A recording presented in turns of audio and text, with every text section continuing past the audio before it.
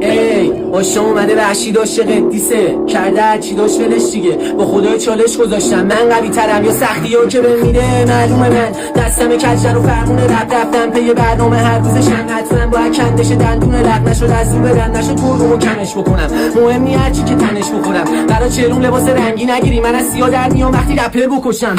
پس دارم کله به رپ میاد پرچم دارم هر حرفی خواستی کنی حتما بارم من هیچی ندارم برای از دست دادن دستم مهم نمیدم دیگم بی ظرفیت هر چیزی که دیدم میگم آخه سوختی اومدم بالا میخوای گریه کنی گریه بکن بی تربیت چون ترک در میاد بک تو بک هر رو گنگ فک تو فکت فک تو رفت از بودم قرق تو دست پنجم از زبونم بعد خوبم من هنوزم همونم واسه هر قضیه تکسام انقدر دقیقا مصنویه منم میخورم نون بازوم و چاقالم ابروام اندازه بربریه لبلم آب برسم تاب یک رنگ یک رفام بده من تاج رو سرم بذارم داش مثل هر بار برسم شعر لفظام تو دل بدخوام نبودم پی بد بشه داشت به خودم میگم تخته بگاز آشا اومده بیوار رو بگیره دوباره فصل مدرساست رفتی دی ان ای همه کیار میکنه بام کریترمه هنو پشت میک آشا دیرکس اگه میخوای آشاشین سایز جیبت چقدره